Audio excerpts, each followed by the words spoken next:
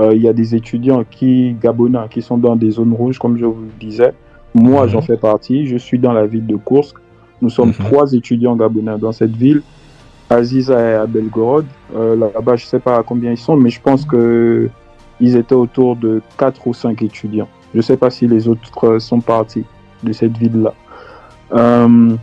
L'ambassade a écrit aux affaires étrangères pour mentionner cette situation que nous avons, l'État gabonais a des ressortissants qui sont dans des zones rouges actuellement.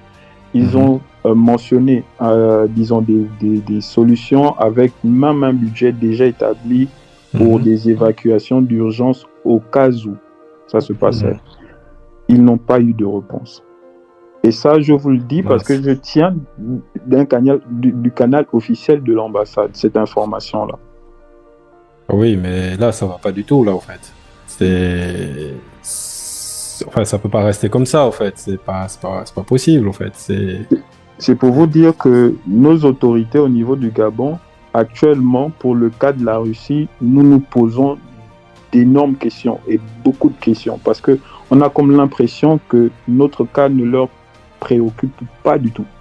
Alors que nous sommes dans un pays et dans une situation encore plus urgente que d'autres.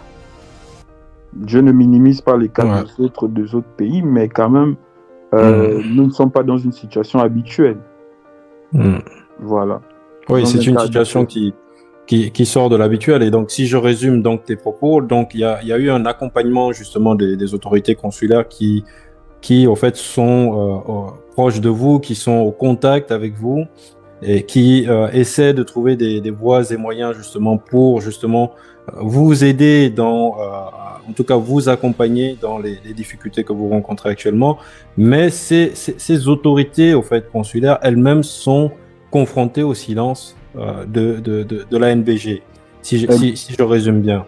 Exactement. Et donc, à la fois les autorités consulaires et à la fois les étudiants sont face à un mur de silence. Exactement, c'est cela. D'accord. Bon, ben, c'est... Oui, Ulrich, oui, tu souhaitais intervenir, Ulrich, oui. J'ai juste une dernière chose pour clôturer ce point, s'il vous plaît, c'est très court. Oui. Mais merci d'avoir détaillé la situation comme ça. C'est dommage que les choses se passent comme elles se passent. Mais au niveau maintenant de la communication entre l'ambassade et vos universités, est-ce que ça bouge de ce côté-là? Parce que je me dis quand même que si une ambassade, en tant que représentation officielle d'un pays, contacte une université, cela a peut-être un peu plus de poids. Bien, cela ajoutera peut-être du poids aux démarches que les étudiants auront déjà entreprises. Donc, est-ce que à ce niveau-là, le nouvel ambassadeur, la nouvelle équipe est déjà entré en contact avec vos universités pour leur présenter la situation? Ok, je vais essayer de répondre à cette question. Déjà, je voudrais ajouter à ce que Jamie vient de dire. Ici en Russie, on n'a pas plus grand soutien que notre ambassade. Pourquoi? Parce que notre ancienne ambassadeur, c'était une dame, Maman Rose, c'est comme ça qu'on l'appelle tous ici. Elle nous a soutenus, mais vraiment soutenus à un point où je ne sais même pas. C'est la première fois que j'ai vu ce genre de soutien de la part d'une administration gabonaise. Cette maman-là a fait le tour de toutes les universités où se trouvent des étudiants gabonais ici en Fédération de Russie. Je vous laisse imaginer le parcours qu'elle a eu à faire. Parce que la Russie, c'est plus de 17 millions de kilomètres carrés. Et on n'est pas appuyé à tous les coins et recoins de la Russie. Elle a rencontré les recteurs, du moins l'administration de toutes les universités où se trouvent, les administrations de toutes les universités où se trouvent des étudiants gabonais ici en Russie. Elle a discuté avec eux. Elle est venue, elle a vu où nous vivons, dans des campus et autres. Et je crois qu'au sortir de là, elle a eu à faire un rapport qu'elle a envoyé au pays à cette tutelle qui est le ministère des Affaires étrangères.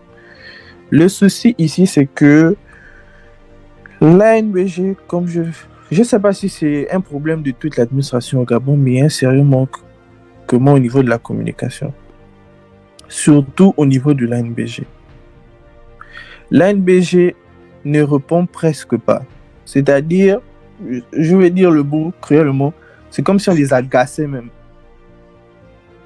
L'ANBG fonctionne comme eux, ils veulent fonctionner en fait.